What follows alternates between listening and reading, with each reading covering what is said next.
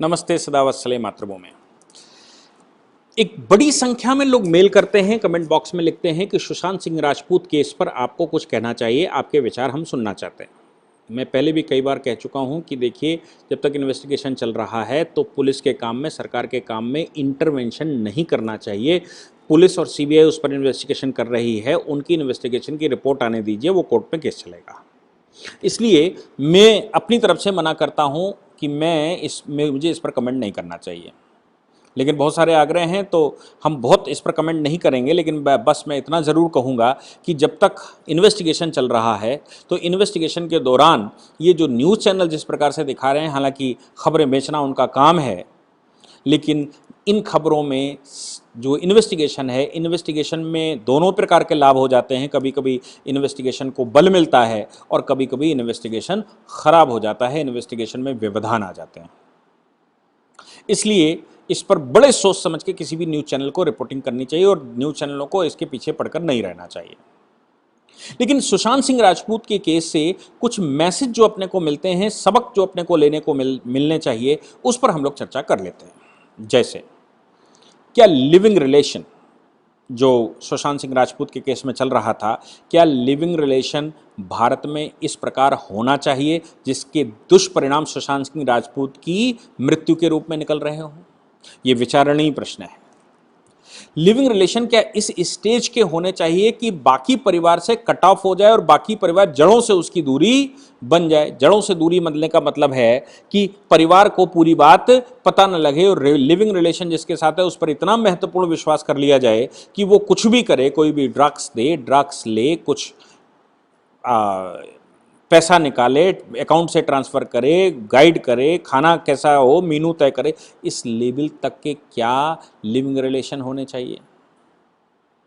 इन प्रश्नों में हमको ये भी ढूंढना पड़ेगा, क्या हमारे पत्रकारों को जिसका इन्वेस्टिगेशन चल रहा हो उसके इन्वेस्टिगेशन के दौरान इंटरव्यू लेने का अधिकार है क्या? जो मेन एक्यूज्ड हो, क्या मेन एक्यूज्ड का इंटरव्यू लेकर इन्वेस्टिगेशन खत्म होने से पहले उसको वायरल करना आवश्यक है क्या? ये हम सबको तय करना पड़ेगा। दूसरी महत्वपूर्ण बात यह है कि सफलता पाते समय क्या परिवार का साथ में होना आवश्यक है? अदरवाइज होता क्या है कि सफलता प्राप्त करते समय व्यक्ति को नीचे दिखता नहीं है और जब सफल होकर चलता है तो उसके चारों ओर भंवरे मंडराने लगते हैं और वो भंवरे उसको नोचकर खा जाते हैं। तो क्या किसी भी व्यक्ति को अपने बच्चों को ये ज़रूर सिखाना चाहिए कि जब तुम कहीं दूसरे देश काम करने जा रहे हो, दूसरी जगह काम करने जा रहे हो, तो मेरे टच में रहना चाहिए। यदि वो टच में ना रहे तो परिवार को वहाँ क्या स्वयं जाना चाहिए? क्या परिवार को वहाँ पर संपर्क रखना चाहिए? परिवार के एक आध व्यक्ति को वहाँ रहना चाहिए और बीच बीच में लगातार विजिट करते रहना चाहिए माँ बाप को और परिवार के लोगों को, ताकि उनको पूरा माजरा समझ आता रहे कि हमारे बच्चे के साथ क्या चल रहा है।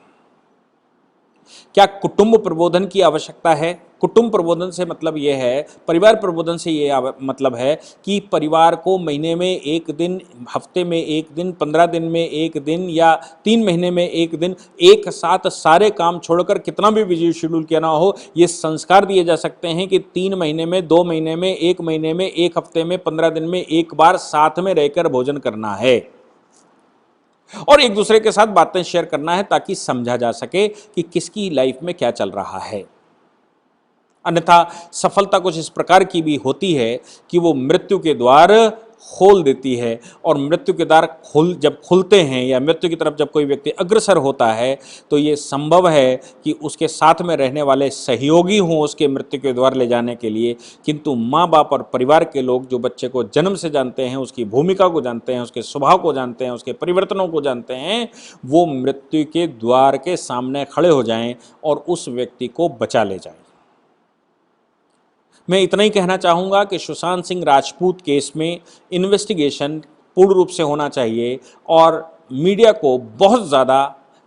टीआरपी के चक्कर में उस पर ध्यान नहीं देना चाहिए। शाम को एक न्यूज़ आए कि आज क्या हुआ, लेकिन पूरे दिन वही न्यूज़ चले, इससे इन्वेस्टिगेशन में दरार पड़ती है और इन्वेस्टिगेशन जब कमज़ोर पड़ता है, जैसे किसी को ईडी ने बुलाया तो मीडिया पहले पहुंच गई, अब वो कुछ बोले, वो वहां तक जाए, वो पहुंच ही नहीं पा रहा।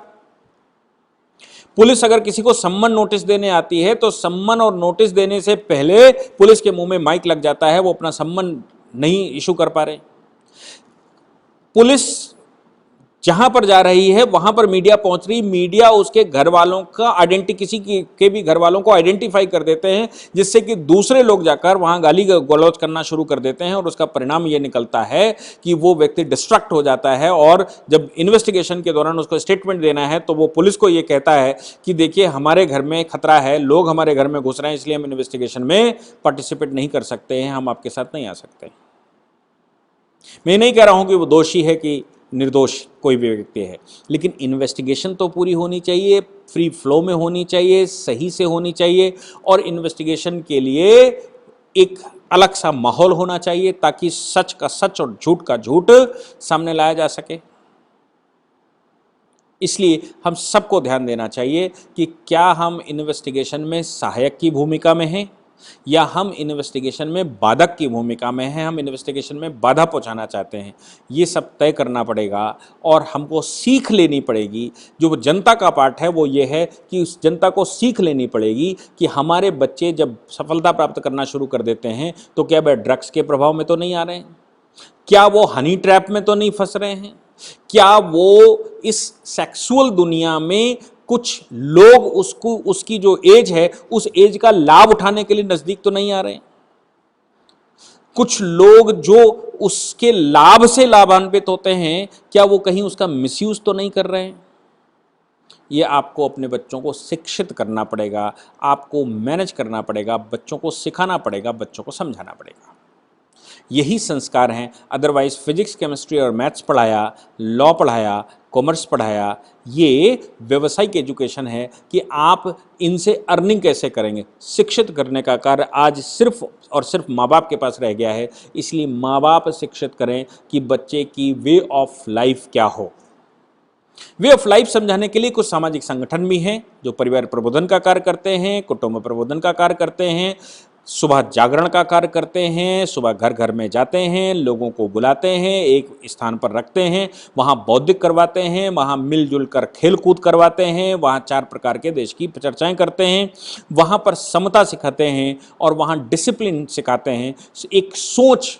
देते हैं, एक व्यक्ति का व्यक्तित्व निर्माण करते हैं। नहीं परिवार में अगर पूर्ण रूप से हमको ये मिल सकता है, क्या हम ऐसे संगठनों के संपर्क में आ सकते हैं जहां हमें संस्कार मिलें। क्या माँ बाप ये कोशिश कर सकते हैं कि ऐसे संगठन जो सुबह बौद्धिक करते हों, शारीरिक करते हों, खेल कूद करते हों, जहां पर 4 प्रकार की बातें आती हों, समता सिखाई जाती हो, या जहां पर व्यक्ति को डिसिप्लिन सिखाया जाता हो, अनुशासन सिखाया जाता हो, समय की पाबंदी सिखाई जाती हो, सोचने का तरीका बताया जाता हो, सोच बदली जाती हो, देश संस्कृति साथ में रखकर चला जाता हो, ऐसे संगठनों में हमें अपने बच्चों को बचपन से भेजना चाहिए कि वो वहाँ पर जाकर इस प्रकार के संस्कारों को सीखें। अदरवाइज एजुकेशन बहुत मिल जाती है, वो अर्निंग हैंड तो हो जाते हैं, लेकिन देश, दुनिया, परिवार और परिवर्तन को समझ नहीं पाते और उसका परिणाम ये निकलता है कि हमारा दुश्मन हमारा लाभ लेता है। अपॉर्चुनिटी को धारण करने वाले लोग अपॉर्चुनिटी लेते हैं और हमारे बच्चे मृत्यु के दरवाजे तक आगे चले जाते हैं। ये हम सबको विचार करना होगा। Thank you.